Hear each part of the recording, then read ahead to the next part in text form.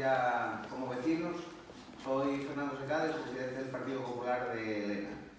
Ante todo quiero daros las gracias por asistir a la charla, y aunque sabemos que la hora no es la mejor, pero es lo que el protocolo creado para el COVID-19 nos permite. Doy gracias a los representantes de otros grupos políticos, a las AMPAs, a asociaciones del Concejo, al Hotel de Asociaciones y en general a todos. El motivo de la reunión es resolver muchas dudas o preguntas que están surgiendo en torno a la vuelta al colegio de nuestros hijos y que lógicamente nos tienen a todos un poco preocupados. Todos los días nos bombardean en los medios de comunicación con rumores, inexactitudes o noticias que a veces no son del todo ciertas y que solo crean inquietud y temor. Creemos que la mejor vacuna siempre es la sensatez, la información veraz y la prudencia. Y ese es el objetivo de la reunión de hoy, informar. Durante un tiempo no nos queda más remedio que convivir con este virus de una manera diferente. Y lo único que debe primar ahora es la seguridad de los niños, de los profesores y en general de toda la comunidad educativa. Y para ello creemos que es fundamental conocer cuáles son las medidas o protocolos que se van a adoptar en los colegios de nuestra región. Además vamos a explicar también la situación de algunas cuestiones relacionadas con colegios y con centros educativos de nuestro concejo. Creo que los políticos estamos para resolver problemas y no para crearlos. Y esta es nuestra intención de hoy, servir de utilidad. Para ello contamos hoy con dos ponentes que voy a presentar por orden de intervención. Creo que a Sole Gorriter, la conocéis, es compañera en la Junta Local del PP de Elena, secretaria de Organización y coordinadora de Educación. Y nuestra diputada de área y de zona, Gloria García, portavoz de Educación del Grupo Parlamentario Popular en la Junta General del Principado. Compañeros de la Junta Local del Partido Popular de Elena. Y bueno, deciros que al final, cuando terminemos la exposición, pues ahí es el momento que podéis realizar las preguntas y transmitir las dudas que tengáis todos.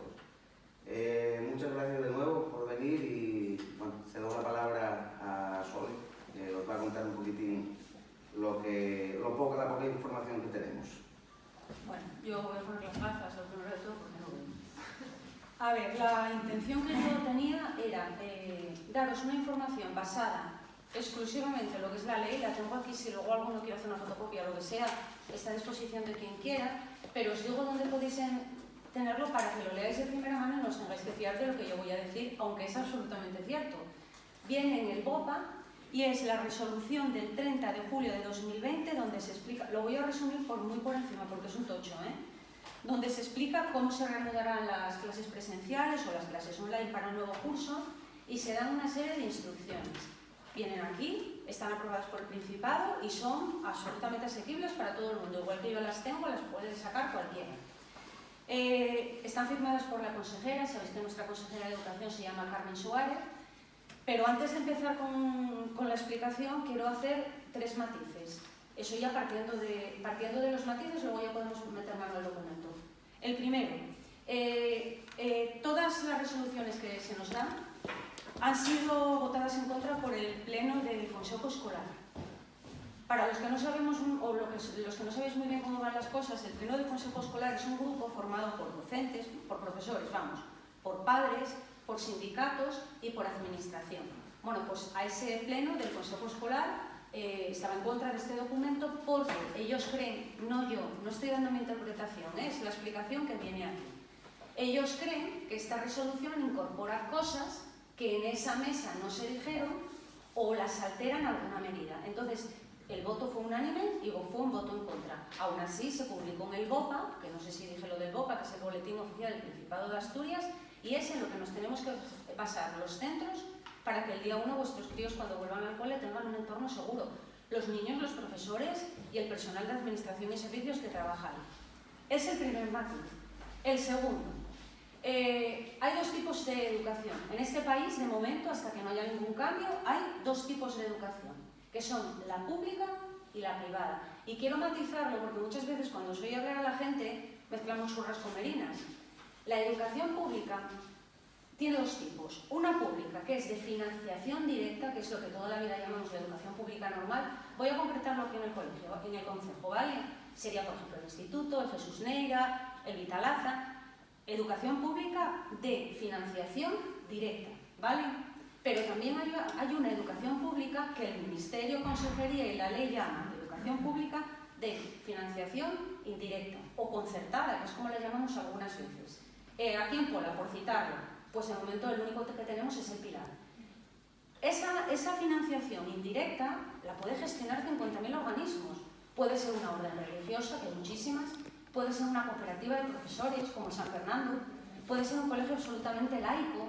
O sea, hay muchas maneras de gestionarlo, pero se gestiona con fondos públicos, no privados.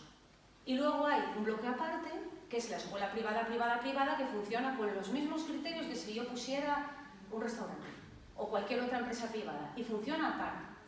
Todo lo que yo os voy a explicar, esto que viene aquí en el BOPA, solo va dirigido a la educación pública, es decir, la de financiación directa. No menciona en ningún lugar la concertada. Para ser justa y honesta, la consejera Carmen Suárez se comprometió verbalmente a que esperaba que cuando los colegios comenzaran no hubiera excesivas diferencias entre esos dos tipos de educación, entre lo que marcan para la pública de gestión directa y lo que marcan para la concertada. Voy a intentar ser lo más objetiva posible, y al pan pan y al vino vino. Procuró que no hubiera diferencias, pero de momento lo que está aquí a la concertada no le afecta. Bueno, no sabemos absolutamente nada. Otro aspecto. El 27 de agosto va a haber una nueva reunión entre la Consejería de Sanidad y la Educación en Madrid con representantes de todas las comunidades autónomas. Estamos a la espera de lo que se saque el 27 de agosto. Pero recuerdo que el 1 de septiembre el colegio comienza. Si no los niños, os recuerdo que primero se reincorporan equipos docentes, profesores, personal de administración y servicios, pero también los chavales que han suspendido alguna materia y que tienen que examinarse. Y que no sabemos todavía muy bien cuál va a ser ese protocolo de examen. Si va a ser un examen presencial o va a ser un examen online, queda un poco todo inconcreto. Luego me preguntáis todo lo que queráis, ¿eh? Y si el lenguaje que empleo es muy técnico, me decís, no te entiendo, y yo ya lo explico de otra forma, para que marchéis con una información real. Y luego, por último, lo que os voy a comentar se ciñe solo a Asturias. Sabéis que cada comunidad autónoma tiene competencias propias en educación, y lo que yo os puedo decir aquí, pues a lo mejor no tiene nada que ver con lo que leáis, porque luego la prensa dice lo que dice, pues en Cataluña, en Madrid, en Cantabria o en el País Vasco, ¿vale? Bueno, pues en todo, con ese rollo que ya podemos poner como pasos previos, paso a desgranaros un poco cómo va. Para hacerlo más dentro de lo que cabe, más operativo y más ameno, yo lo fui dividiendo en una serie de preguntas que son las que más os pueden interesar como padres, sobre todo, porque veo que los que estáis aquí, más quitándome, por ejemplo, a mí y tal, no sé si algunos se dedican, bueno, Patricia y demás, pero fundamentalmente como padres. La primera pregunta es ¿cuándo se empieza? Bueno, el 1 de septiembre empiezan los equipos directivos, que ya llevan trabajando toda la segunda quincena de agosto, van a trabajar. El PAS significa el personal de administración y servicios, a efectos vuestros. La secretaría va a matricularlos. Si hay venta de libros, la venta de libros. Las personas que trabajan en la limpieza. Todo eso sería el PAS. Y luego, por supuesto, los profesores. El día 1, en principio, la incorporación es presencial. Aunque luego ya diré que puede haber alguna excepción, ¿vale? Pero nos mandaron un correo ya de que el día 1 tenemos que estar allí todos. Vale. Los exámenes de septiembre, imaginaros un chaval que le hayan quedado matemáticas y lengua, por decir algo. Los exámenes de septiembre también comienzan el día 1. ¿De qué manera? No está concretado. Ese sería uno de los primeros asteriscos en los que luego me podéis hacer las preguntas que queráis y yo contestaré lo que dice la ley, no mi opinión, ¿vale? Pero pues habrá a lo mejor algunos exámenes que sean de una forma presencial en el colegio, otros que se hagan de forma online, otros que consiste en entregar un trabajo, queda un poco inconcreto. Otro, infantil y primaria, para los peques, comienzan el 10 de septiembre, que es jueves. En infantil siempre, antes de esa incorporación, había como un periodo de adaptación. Los críos se les hacía ir los primeros días pues para tomar un poquitín, sobre todo los pequeños, para tomar un poco en contacto con el cole. Este año eso también queda en el aire, porque estamos con la fecha muy encima. Entonces, la fecha oficial, sacada ya en el calendario escolar del curso curso que viene, es el día 10. Luego, la ESO y el bachillerato sería el 14 de septiembre y, por último, del día 18 al día 24, los módulos, lo que antes llamábamos FP, los ciclos formativos, tanto los de grado medio como los de grado superior. ¿Hasta aquí más o menos claro? Bueno, vale. Otro tipo de pregunta que os puede venir a la cabeza, sobre todo para los padres de los pequeños, el tipo de jornada.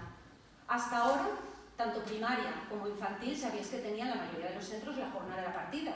Los críos tenían unas clases por la mañana, comían en el cole, la mayoría, o quien quería o quien voluntariamente lo hacía, y luego tenían unas clases por la tarde, mientras que el bachillerato, muy rápido,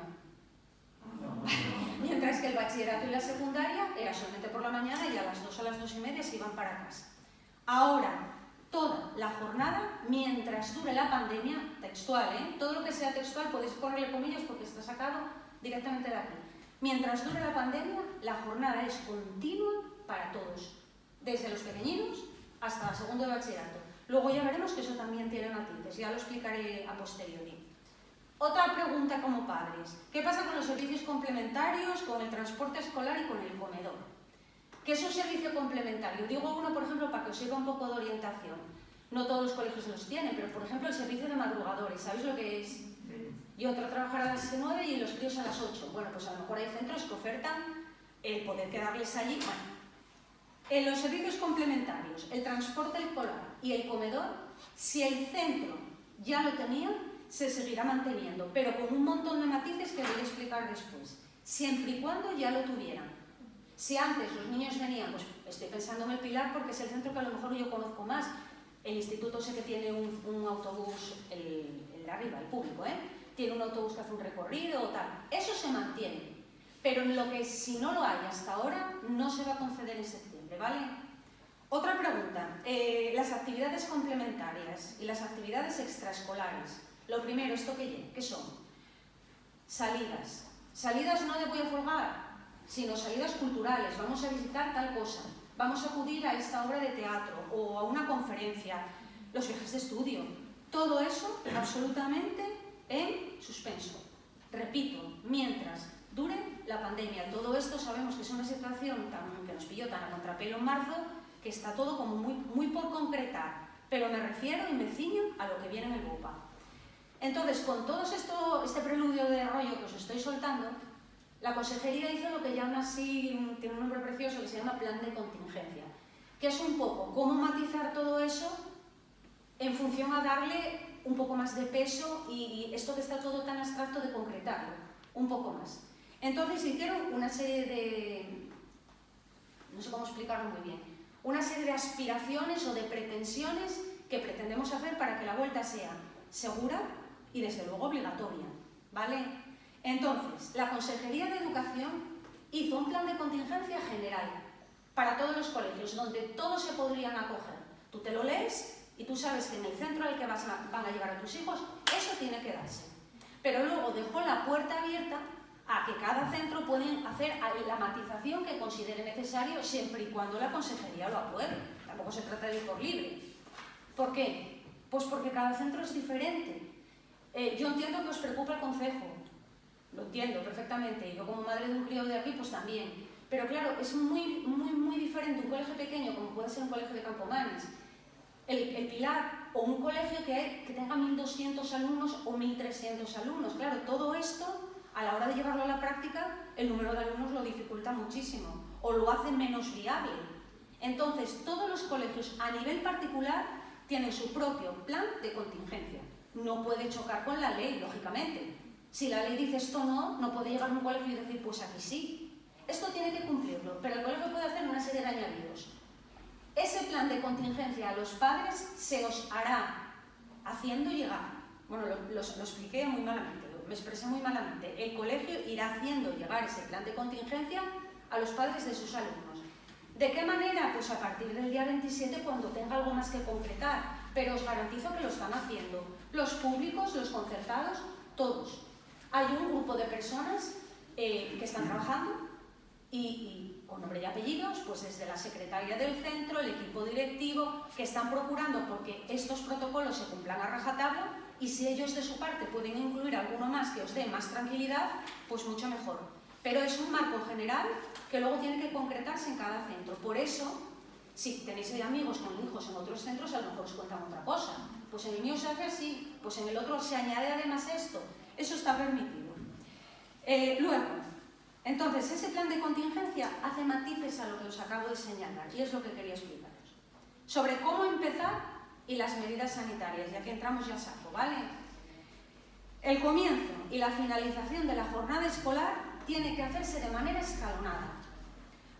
Así, para andar por casa, no pueden entrar todos los chavales a la vez. Hasta ahora, los de primaria e infantil entraban a 1 hora y secundaria y bachillerato hasta ahora. No van los tiros por ahí. Vamos a imaginar toda primaria, ¿vale? Tengo un niño en primero de primaria y otro crío en cuarto. No van a entrar a la vez. Tienen que entrar de una forma escalonada, normalmente por cursos. Esto viene aquí, no es mi opinión, repito. Soy muy pesada con lo de repito, pero es la información más aséptica posible. Eso en un centro pequeño es fácil de lograr. Los de primero, bien. Los de segundo, bien, pero en un centro grande es más complicado. De manera escalonada. En segundo lugar, tanto en el acceso por la mañana como en la salida tienen que evitarse en la medida de lo posible, no, absolutamente las aglomeraciones.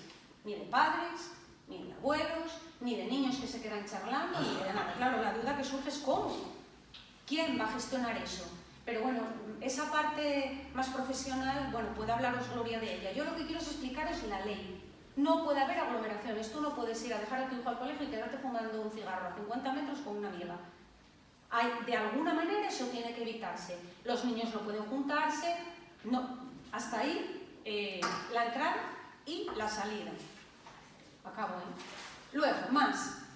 Los grupos no pueden mezclarse entre ellos, no pueden interaccionar, es algo realmente difícil a la hora de llevar a cabo.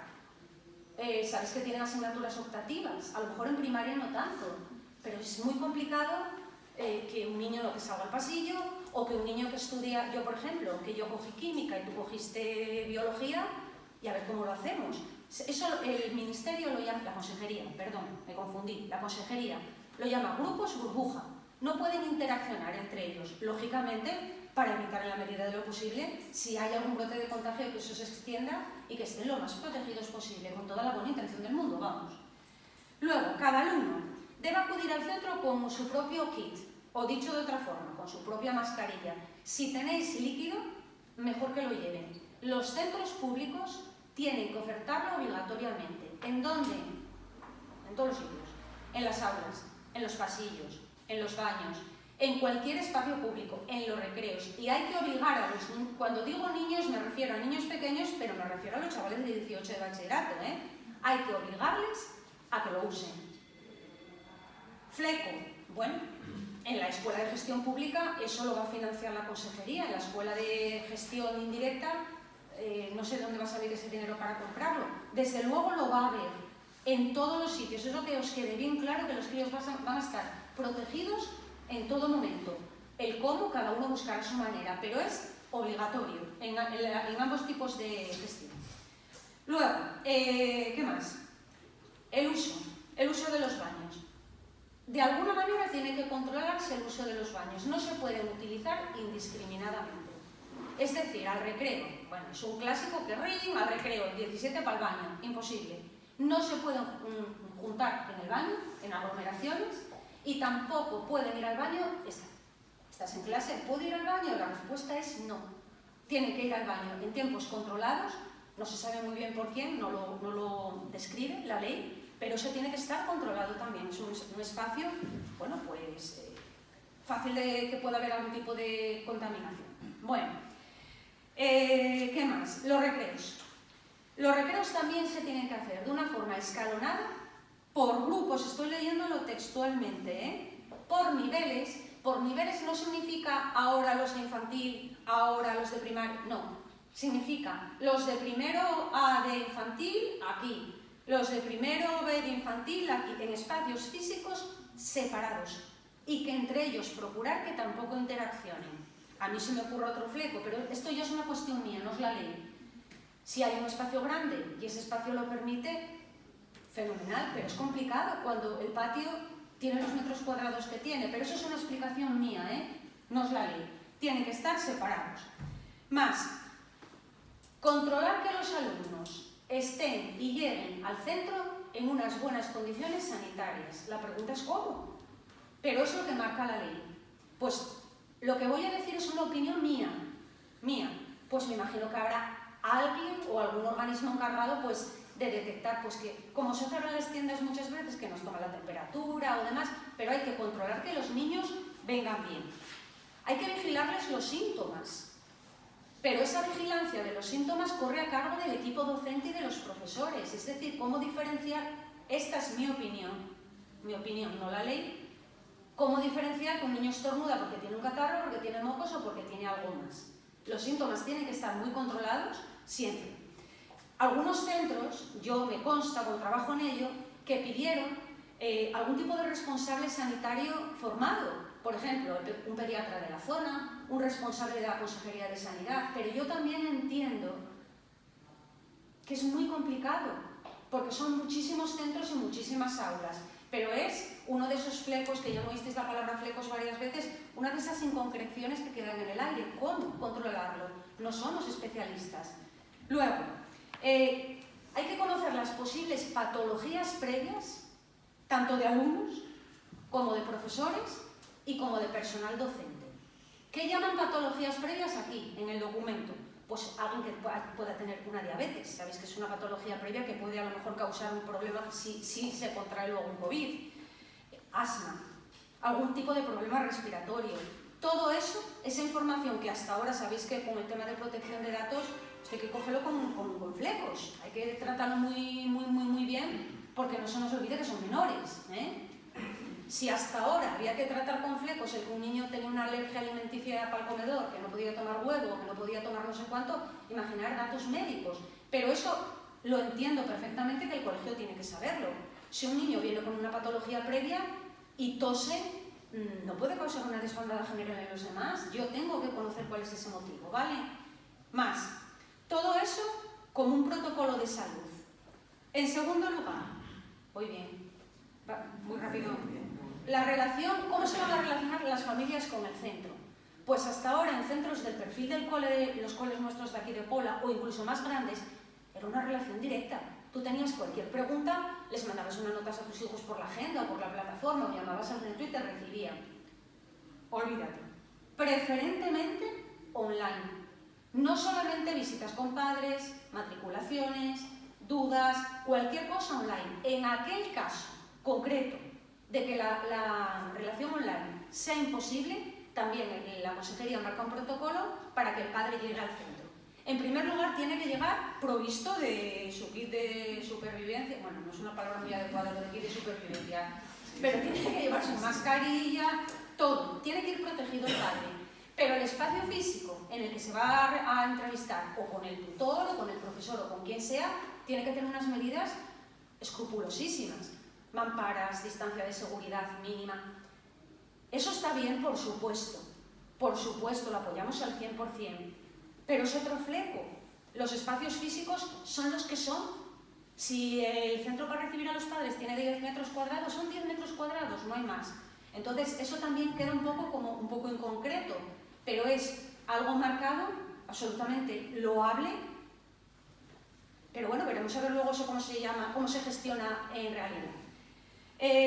Una cosa importantísima, que lo hablaba antes con Jonathan al entrar, no era con Jonathan, era con otra persona.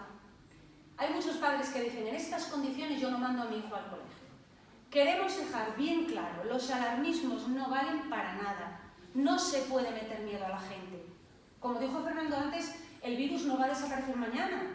Lo que hay que hacer es aprender a convivir. No podemos lanzar bulos, no podemos meter miedo. Oh, mira lo que me dije. No, los centros van a ser centros protegidos, controlados a tope.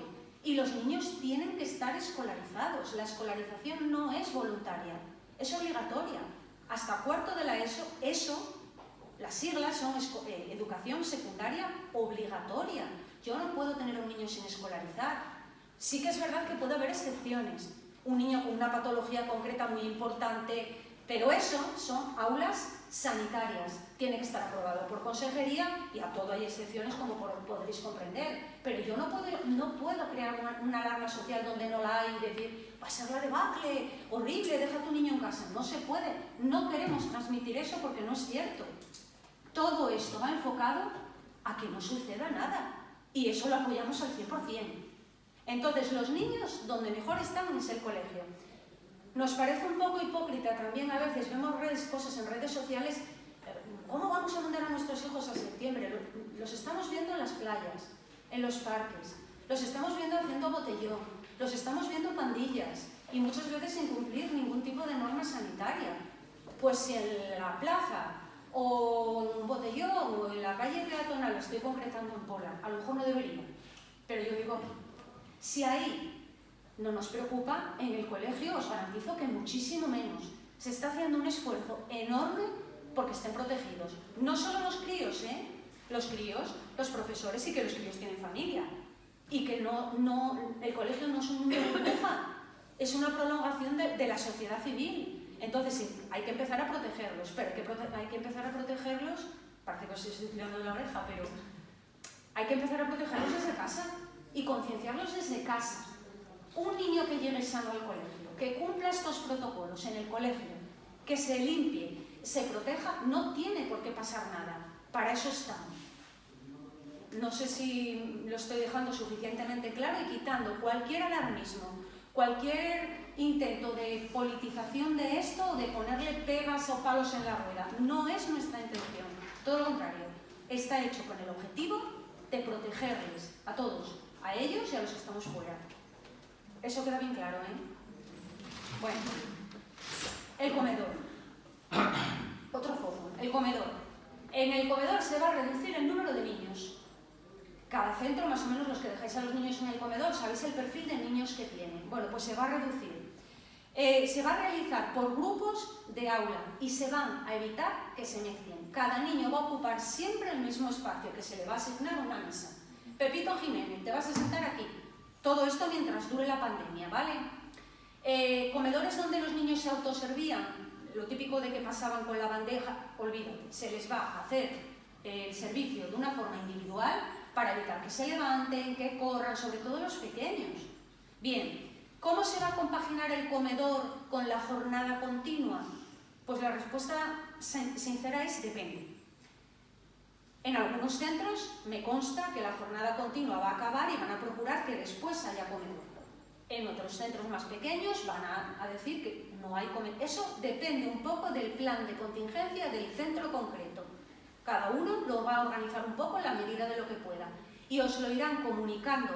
Están muy pendientes de las redes sociales, de la plataforma del colegio en el que estén vuestros hijos.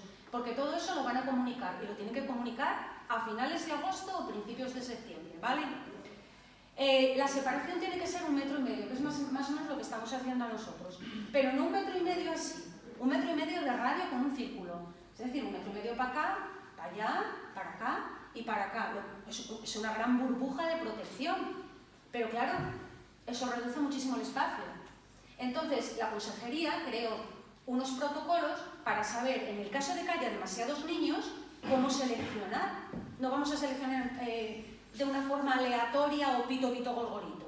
Entonces hay 4 criterios para admitir a los niños en el comedor, preferenciales, van de primero, segundo, tercero y cuarto.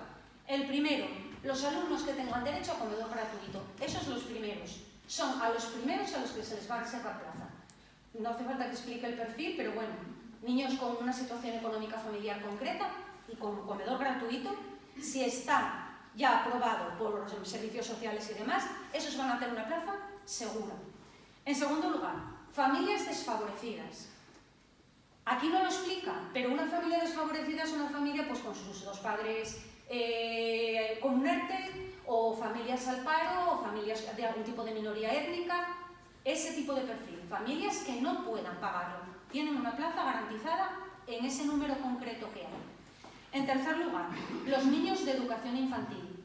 Todos. Si hay alguna duda entre niños de educación infantil, si las plazas son limitadas, o niños mayores, primero pasan los niños de educación infantil. Y por último, el resto del alumnado. ¿Para qué se hizo o con qué objetivo se hicieron estos 4 criterios? Según la ley, no mi interpretación, con el objetivo de que podáis conciliar en lo más posible lo que es la vida familiar con el trabajo.